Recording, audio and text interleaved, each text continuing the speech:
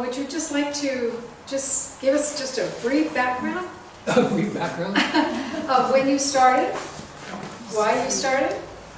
I've been painting forever. I'm a photographer by trade. I've been a professional photographer for 50 years. And I've painted for longer than that. And that's about it. You know. These are some of my paintings that they're all in pastel.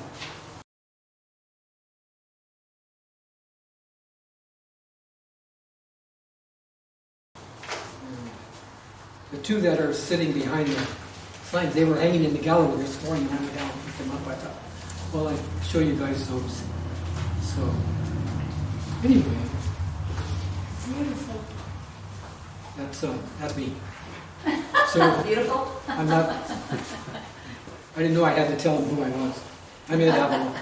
And who was it? Joan figured out that we knew each other forever, and a couple other people in here. And, you know, having been a photographer for 50-some years and photographed everybody's kids and grandkids and whatever, it's, I walk down the street and people stop me off.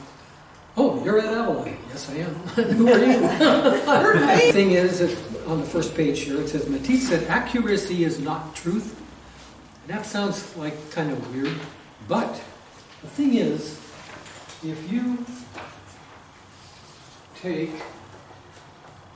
this photograph and you want it to resonate with everybody in here, and you paint that like that, it's not going to work most likely.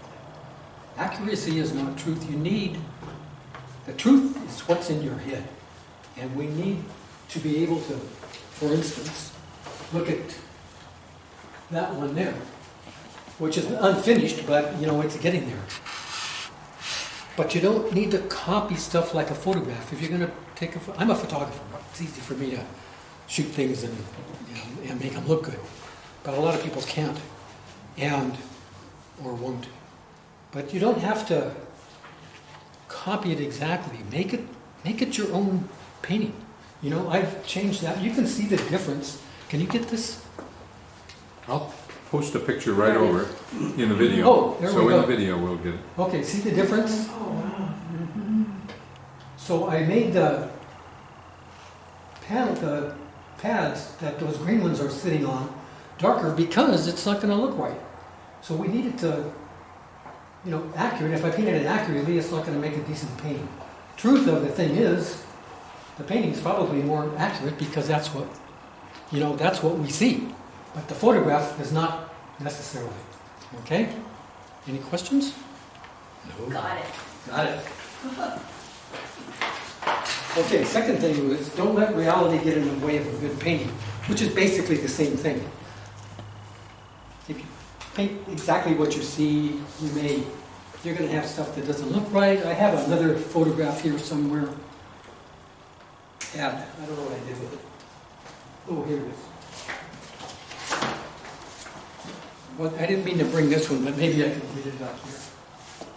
Will this work? Yeah. There you go. Oh, that's beautiful. Can you see it? Yes. Okay. That looks pretty nice, but if you look at the trees on the left, they're all kind of, you know, there's not a lot of color. I started working on this painting, on the drawing, and in fact I was going to bring it today, but I never was able to get it finished. So I decided to bring this other one. But I would have got rid of the glare in the rocks in the bottom right corner and put in some more color, and up in the trees add a little bit of color and, you know, made it much better. That's a section of a painting, and I thought I had the full picture with me, but I didn't. This is probably a quarter of the actual photograph. So I crop it in my computer. If you got a computer, it's easy to do if you know how to use it. And, you know, and you could probably, if you got the right software, you could really change this thing a lot and make it into, you know, change the rocks, put some color in them and whatever. And that big one in the middle, put something on it because you don't want that glaring white thing there. And then the trees on the left, I was going to probably figured I'd put some color in.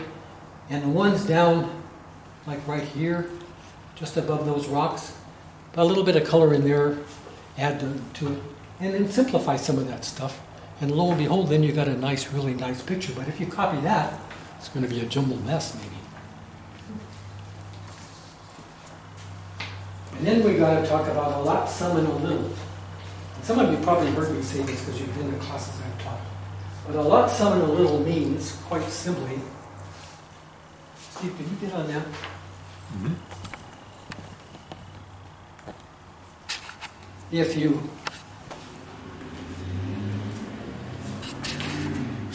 okay, so we got a lot of big green stuff, and then some of this. These things are called, if you're Spanish, tuna, right? These are called tunas in Spanish, and the red tunas are ripe ones, and these are the new ones that I haven't put the yellow flowers on yet. But anyway, we got a lot of green.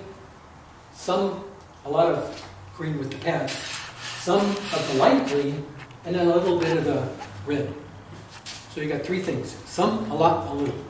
And if you think about your paintings, it doesn't matter what the paint and the size, of course. And no two things equal, that's pretty obvious. I think most people don't make anything too equal. And then the most important thing is composition. People think that they need the color or the value, and a lot of people really push on value, and that's really important. But if you don't have the composition right, you can piss the whole thing off. So work on the composition. If you make a drawing, get the drawing done. I don't always do sketches and no-tens and all those other sort of things. In fact, I rarely do them. But I start out, and when I work to make the drawing for this, I start out on newsprint, large, the size I want. I make a pencil drawing, and it may take me, depending on the subject, if I'm doing a landscape, I might be able to do it in 10 or 15 minutes, the entire drawing.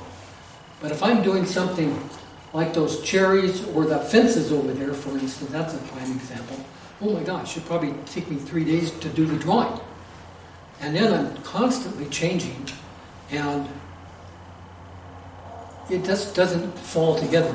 And once you get it done, then you can go from there.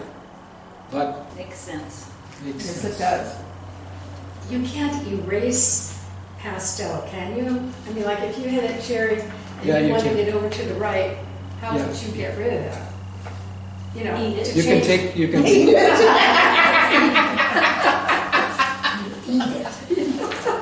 what happens is you can take a brush, usually a soft watercolor brush, and once you start using it, you're not going to use it for watercolor probably anyway. But I meant to bring one with me and I forgot it. But you can actually take a soft watercolor brush, and when you put on the first coat and you realize, hey, this is in the wrong place, Right. or I put one too many cherries in there or whatever, you take the brush, dust it off, it'll just come off and you'll have dust flying all over the place.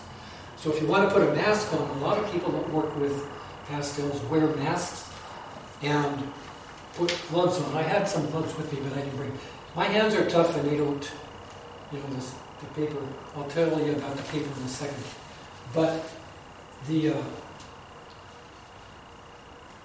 can dust it off and then take a kneaded eraser and rub on it. And depending on the paper that you use, I'll have you guys come up and you can look at these papers in a little bit.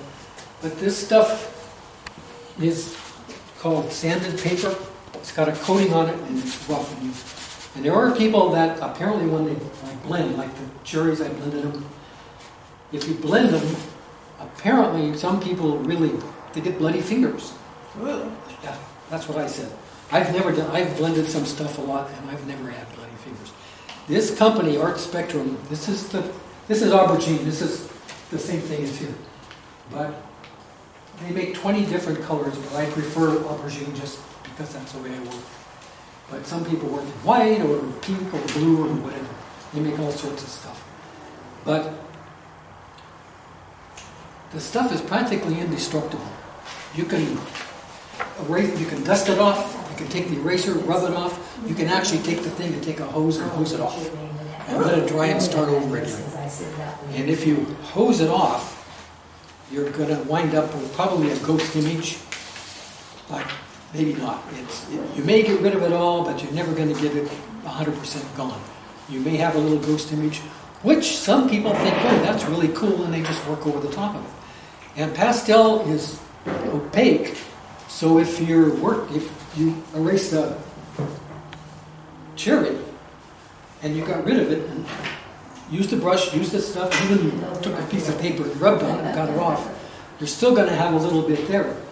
But since it's opaque, you can just go right over the top of it. Okay?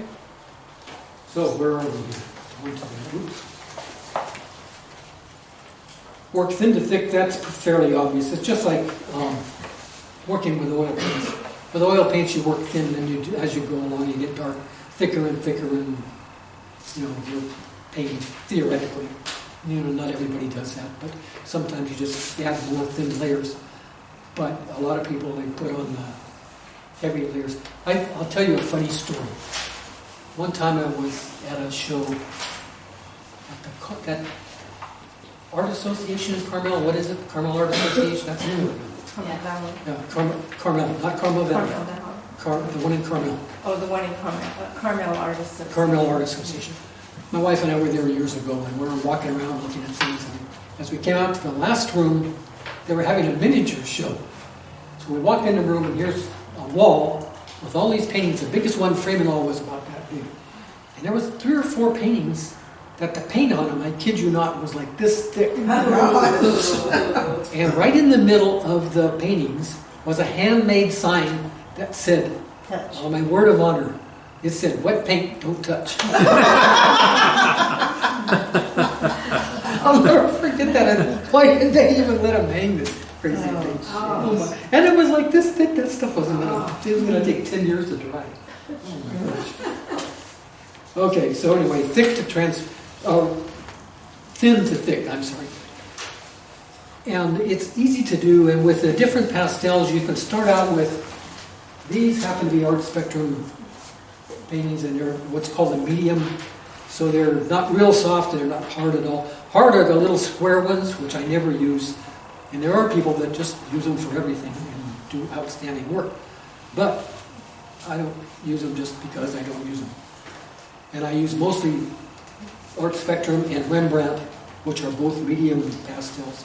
And then I have soft pastels, which I have some in some of these boxes. They're really soft. And when I get done with this painting, the last thing I'm going to do is put the flowers in. They haven't, and I'm going to put them in with a real soft yellow painting, or yellow pastel, because they're going to pop right off of there. And I'll probably put some more yellow on there. I'm not going to work on this today because I've been working on that at home. Yeah, just because of time constraints and stuff, I don't want to. So I'll do a little bit on here. We probably, once again, we won't finish it either, but I'll give you an idea of what we do, But the softer ones, you can put them on there and get the thick painting. You don't have to push hard. If I push hard with Art Spectrums, for instance, I could get a heavy coat on top of the thin coats. But if you use there's several brands that I'm out of my head right now, but I have some at home. I didn't bring them, but actually I did. I brought a couple of them. But they're real soft, and you put them on there, and you don't even have to push it. You got a real heavy coat, and it's intense. And the colors are it's a whole different ballgame. And you put those on last. Okay? Work dark to light.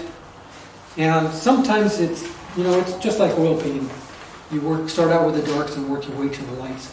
But you don't have to necessarily stick to that. You can go to, when you get finished, you can, oh gee, I need more shadows down in the bottom there. So get some light in there. And if it doesn't work, take another pastel and put over the top of it. And you can layer these things. And some of the papers actually advertise that you can put 25 layers of pastel on the same sheet. Wow. And I think that, that's a little extreme. Some guy is in a lab putting on very carefully 25 layers. because no matter, you know, I couldn't get 25 layers. I used to work in watercolor years ago, and I would get, man, lots of layers, but I couldn't even come close to 25 layers of pastel.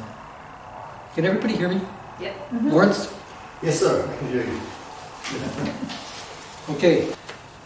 They take the wrappers off and put them all in there together.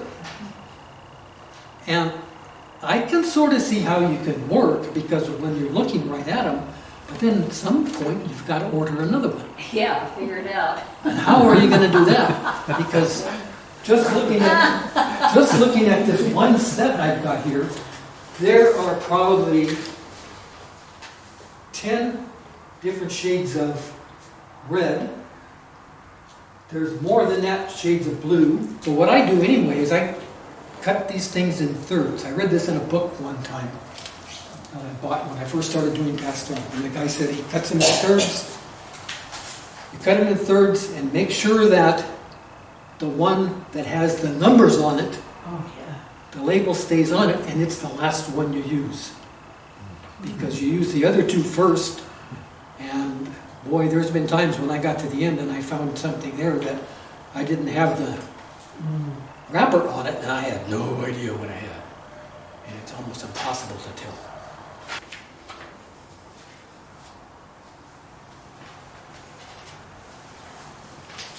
Can you see what I'm doing here?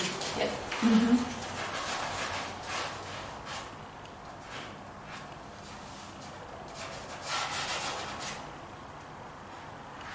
Side of the pastel or the tip? I'm using the sign. I've read where people, I've read this several times, people that are really good, famous pastel painters. Oh gee, my painting improved so much when I started using the side instead of the end, which sounds good. It's good for doing the background.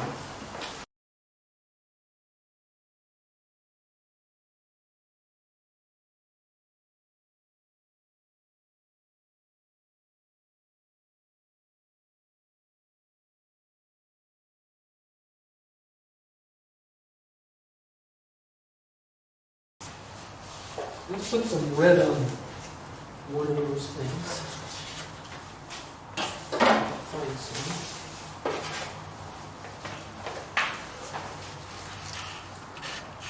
Can you see what I'm doing? Yes, yes, yes.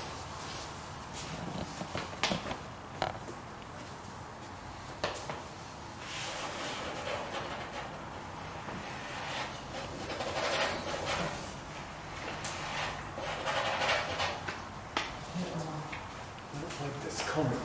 What's that orange? Yeah, it's not what I wanted. Coral, it says. That's what this is. Because it keeps looking at you. I know. That's your sweater. You should wear a different sweater next time.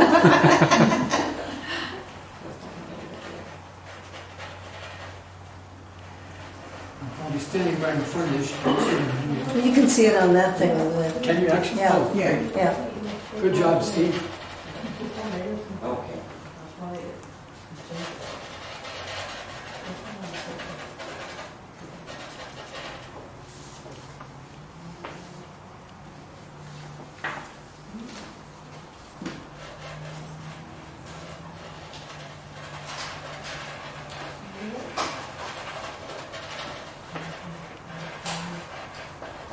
Now you can see here where I'm kind of just going right over the top of it. You can see how it blends. Yes. And then we come over here. Now this is the same color that I just had, which happens to be Spectrum Red, which is what this one is also. And this is where it's nice with all the different colors. You've got half a dozen probably different shades and tints of Spectrum Red. And you can put this one on, put this one on next to it. And it's basically the same color, just a different tint.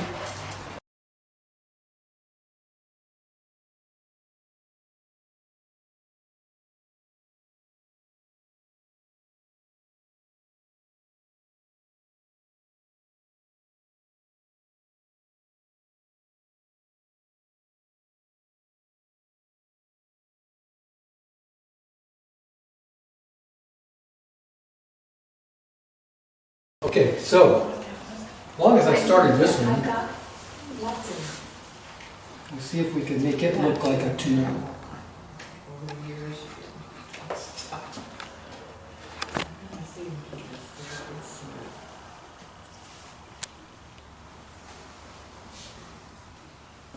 It's tricky business, this stuff, and sometimes you gotta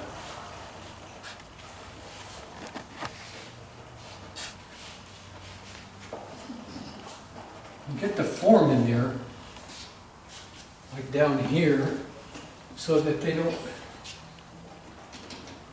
and just, you can just blend that right in there. And if you make a mistake, like I just did up here, you can clean it off a little bit like that, which may work, or it may not. And you can go back and touch it up later on with your greens or dark colors or whatever, and then blend it again and it'll solve the problem. And come over here, and we've already got some really light colors. We're going to put some more really light colors in here.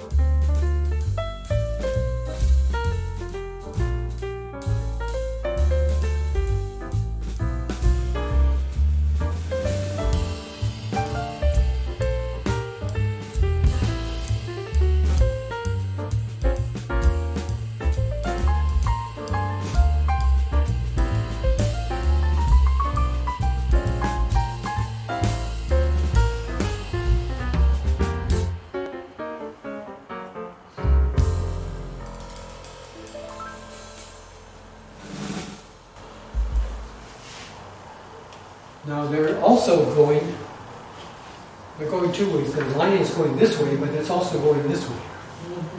So something to think about there. Yeah, I think that's what I was saying. I think there actually is a pattern, it's just not. There is, yeah.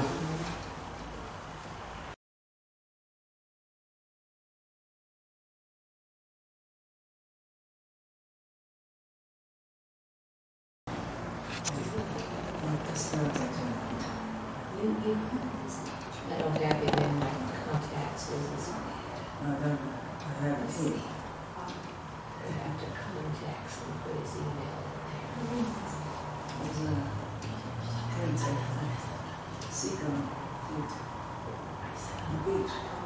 And one thing here that I noticed was, what makes a big difference is putting the little stickers sticking out from the thing.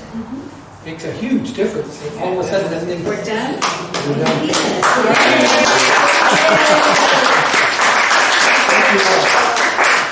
That's amazing, it's beautiful. Beautiful. Yes.